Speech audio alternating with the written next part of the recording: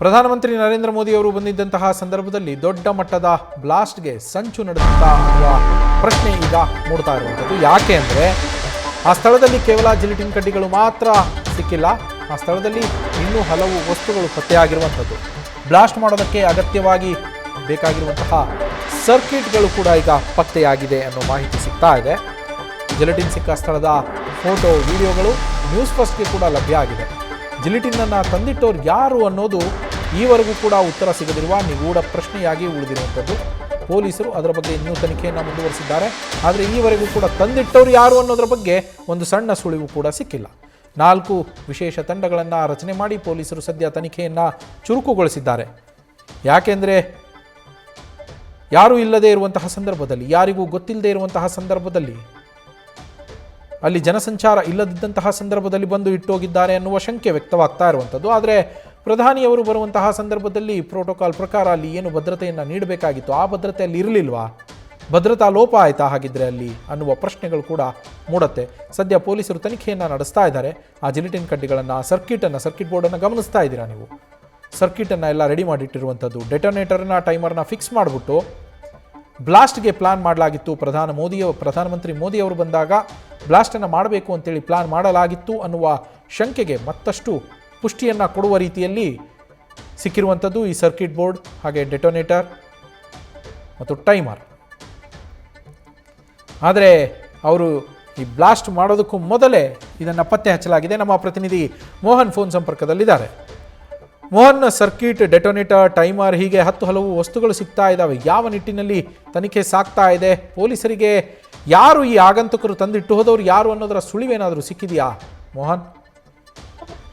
ಖಂಡಿತ ನವೀನ್, ಏನು ಈ ಒಂದು ಸ್ಫೋಟಕ ಬಾಕ್ಸ್ ಸಿಕ್ಕಿದೆ, ಇದನ್ನ ನೋಡ್ತಾ ಹೋದಂತ ಸಂದರ್ಭದಲ್ಲಿ ಮೋದಿ ಅವರು ಬಂದಂತ ಸಂದರ್ಭದಲ್ಲೇ ಈ ಒಂದು ಕೃತ್ಯವನ್ನ ಎಸಗಲಿಕ್ಕೆ ದುಷ್ಕರ್ಮಿಗಳು ಕೂಡ ಪ್ಲಾನ್ ಅನ್ನ ಮಾಡಿದ್ರು ಅನ್ನೋದು ಕೂಡ ಇಲ್ಲಿ ಎದ್ದು ಕಾಣ್ತಿರ್ತಕ್ಕಂಥದ್ದು. ಹೀಗಾಗಿ ಪೊಲೀಸರು ಕೂಡ ಸಾಕಷ್ಟು ತನಿಖೆಯನ್ನ ಚುರುಕನ್ನಗೊಳಿಸಿರ್ತಕ್ಕಂಥದ್ದು.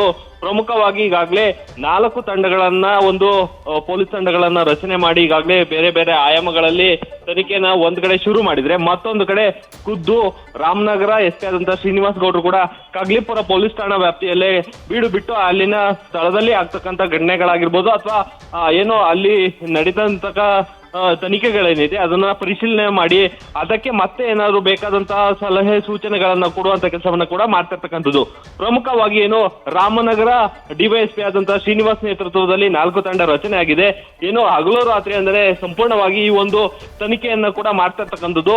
ಅದರಲ್ಲೂ ಕೂಡ ಪ್ರಮುಖವಾಗಿ ಆ ಒಂದು ಬಾಕ್ಸ್ ಏನಿದೆ, ಆ ಬಾಕ್ಸ್ ನಲ್ಲಿ ಸಿಕ್ಕಿರ್ತಕ್ಕಂಥ ಸರ್ಕಿಟ್ ಗಳಾಗಿರ್ಬೋದು, ಡಿಟೋನೇಟರ್ ಗಳಾಗಿರ್ಬೋದು, ಹಾಗೆ ಆ ಒಂದು ಬಾಕ್ಸ್ ನಲ್ಲಿ ಬೆಂಕಿ ಹಚ್ಕೊಳ್ಳಿಕ್ಕೆ ಬೇಕಾದಂತಹ ಬೆಂಕಿಯ ಕಡ್ಡಿಗಳು, ಹಾಗೆ ಕರ್ಪೂರ ಸೇರಿದಂತೆ ವಿವಿಧ ಏನು ಒಂದು ಬಾಕ್ಸ್ ನಲ್ಲಿ ಬ್ಲಾಸ್ಟ್ ಆಗುವಂತಹ ಸಲಕರಣೆಗಳು ಕೂಡ ಸಿಕ್ಕಿರ್ತಕ್ಕಂಥದ್ದು.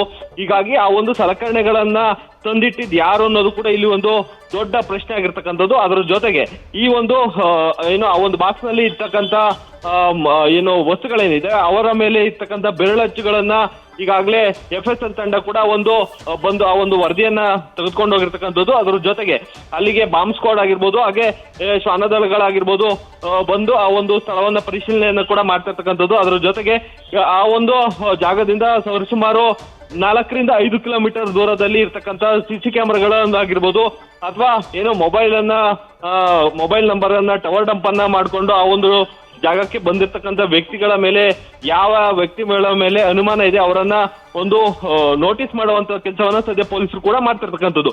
ಮತ್ತೊಂದೆಡೆ ಏನು ಈ ಒಂದು ಬಾಂಬ್ ಬ್ಲಾಸ್ಟ್ ಅನ್ನ ಮಾಡ್ಲಿಕ್ಕೆ ಪ್ರಮುಖವಾದಂತ ಕಾರಣ ಏನು, ಈ ಹಿಂದೆ ಏನಾದ್ರು ಬೇರೆ ಮೋಹನ್, ಇಲ್ಲಿ ಅದೇನೇ ಪ್ರಶ್ನೆ ಉದ್ಭವಿಸ್ತಾ ಇರುವಂತದ್ದು ಮೋಹನ್. ಯಾಕೆ ಅಂದ್ರೆ ಇದು ಪ್ರೀ ಪ್ಲಾನ್ಡ್ ಪ್ರೋಗ್ರಾಮ್. ಅಂದರೆ ಮೋದಿ ಅವರು ಸಡನ್ ಆಗಿ ಕೊಟ್ಟಂತಹ ವಿಸಿಟ್ ಏನೂ ಅಲ್ಲ, ಅವ್ರು ಬರ್ತಾರೆ ಅನ್ನೋದು ಮೊದಲೇ ಗೊತ್ತಿತ್ತು. ಹಾಗೇನೆ ಪ್ರಧಾನಮಂತ್ರಿಗಳು ಬರ್ತಾರೆ ಅಂದವಾಗ ಅದರದೇ ಆದಂತಹ ಒಂದು ಭದ್ರತಾ ವ್ಯವಸ್ಥೆ ಇರುತ್ತೆ. ಆ ಭದ್ರತಾ ವ್ಯವಸ್ಥೆಯಲ್ಲಿ ಲೋಪ ಆಗಿರುವಂಥದ್ದಲ್ವಾ? ಮೊದಲೇ ನಿಗಾ ಇಡಬೇಕಾದಂತಹ ಪೊಲೀಸರು ಇವಾಗ ಯಾರಿಟ್ಟಿದ್ರು ಅಂತೇಳಿ ಹುಡುಕುವಂತ ಪರಿಸ್ಥಿತಿನೇ ಬರ್ತಾ ಇರಲಿಲ್ಲ ಅಲ್ವಾ ಅವಾಗ? ಖಂಡಿತ ನವೀನ್, ಏನು ಈ ಪ್ರಧಾನಿ ಮೋದಿ ಅವರು ಒಂದು ಕಾರ್ಯಕ್ರಮಕ್ಕೆ ಬರ್ತಾರೆ ಅಂದ್ರೆ ಸರಿಸುಮಾರು 5 ರಿಂದ 6 ದಿನಗಳ ಕಾಲ ಆ ಒಂದು ಕಾನ್ವೆ ಏನಿದೆ ಅಂದ್ರೆ ರಸ್ತೆ ಮೂಲಕ ಬರ್ತಾರೋ ಅಥವಾ ಹೆಲಿಪ್ಯಾಡ್ಗೆ ಬಂದು ಆ ಒಂದು ಜಾಗಕ್ಕೆ ಬರುವಂತ ಕಾನ್ವೆ ಏನಿದೆ ಆ ಒಂದು ಜಾಗವನ್ನ ಸಂಪೂರ್ಣವಾಗಿ 5 ರಿಂದ 6 ದಿನಗಳ ಕಾಲ ಪರಿಶೀಲನೆಯನ್ನ ಮಾಡ್ತಾರೆ. ಪ್ರತಿಯೊಂದು ಅಂದ್ರೆ ಇಂಚಿಂಚು ಕೂಡ ಒಂದು ಪರಿಶೀಲನೆಯನ್ನ ಮಾಡೋ ಮೂಲಕ ಸಂಪೂರ್ಣವಾಗಿ ಅಲ್ಲಿರ್ತಕ್ಕಂತ ಏನಾದ್ರು ಸ್ಫೋಟಕ ವಸ್ತುಗಳಾಗಿರ್ಬೋದು ಅಥವಾ ಅಂಗಡಿಗಳಾಗಿರ್ಬೋದು ಅಥವಾ ಕಸದ ರಾಶಿಗಳಾಗಿರ್ಬೋದು ಇವನ್ನೆಲ್ಲವನ್ನ ತೆರವುಗೊಳಿಸುವಂತ ಕೆಲಸವನ್ನ ಮಾಡ್ತಾರೆ. ಅದೇ ರೀತಿ ಈ ಒಂದು ಜಾಗದಲ್ಲೂ ಕೂಡ ಅಂದ್ರೆ ದಿ ಆರ್ಟ್ ಆಫ್ ಲಿವಿಂಗ್ ಏನಿದೆ ಈ ಒಂದು ಜಾಗಕ್ಕೆ ಬರ್ಲಿಕ್ಕೆ ಸರಿಸುಮಾರು 7 ಕಿಲೋಮೀಟರ್ ದೂರ ಏನಿತ್ತು ಈ ಒಂದು ದೂರದಿಂದನೂ ಕೂಡ ಎಲ್ಲ ಅಂದ್ರೆ ಅಂಗಡಿ ಮುಂಗಟ್ಟುಗಳಾಗಿರ್ಬೋದು ಅಲ್ಲಿರ್ತಕ್ಕಂತ ಸಣ್ಣ ಪುಟ್ಟ ತರಕಾರಿ ಅಂಗಡಿಗಳಾಗಿರ್ಬೋದು ಅಥವಾ ದೊಡ್ಡ ದೊಡ್ಡ ಅಂಗಡಿಗಳಾಗಿರ್ಬೋದು ಇವೆಲ್ಲವನ್ನು ಮುಚ್ಚಿಸುವಂತ ಕೆಲಸ ಹಾಗೆ ತೆರವು ಮಾಡುವಂತ ಕೆಲಸವನ್ನ ಕೂಡ ಮಾಡಿದ್ರು. ಆದ್ರೆ ಅಂದ್ರೆ ಮೋದಿ ಅವರು ಬರುವಂತ ನಾಳೆ ಬೆಳಗ್ಗೆ ಅಂದ್ರೆ ಬೆಳಗ್ಗೆ 11 ಗಂಟೆಗೆ ಬರ್ತಾರೆ. ನಿನ್ನೆ ರಾತ್ರಿ ಒಂದು ಸರಿಸುಮಾರು 10 ರಿಂದ 11 ಗಂಟೆವರೆಗೂ ಕೂಡ ಸಂಪೂರ್ಣವಾಗಿ ಪೊಲೀಸರು ಕೂಡ ಹದ್ದಿನ ಕಣ್ಣನ್ನ ಇಟ್ಟಿರ್ತಾರೆ.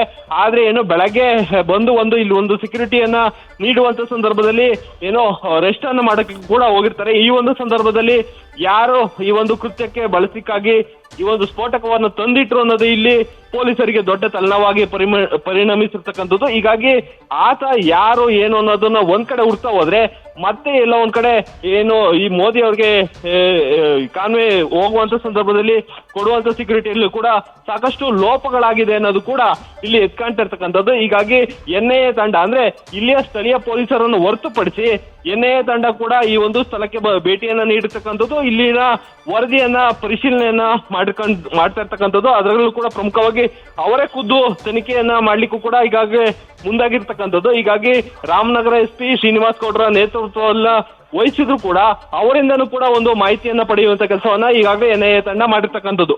ಹೀಗಾಗಿ ಯಾವೆಲ್ಲ ಆಯಾಮಗಳಲ್ಲಿ ಒಂದು ಕಡೆ ಪೊಲೀಸರು ತನಿಖೆಯನ್ನ ಮಾಡಿದ್ರೆ ಮತ್ತೊಂದು ಆಯಾಮದಲ್ಲಿ ಈಗಾಗಲೇ NIA ತಂಡ ಕೂಡ ಮಾಡ್ತಿರ್ತಕ್ಕಂಥದ್ದು. Thank you Mohan. News first ನಿರ್ಭೀತಿಯಿಂದ ನಿಮ್ಮ ಪರವಾಗಿ.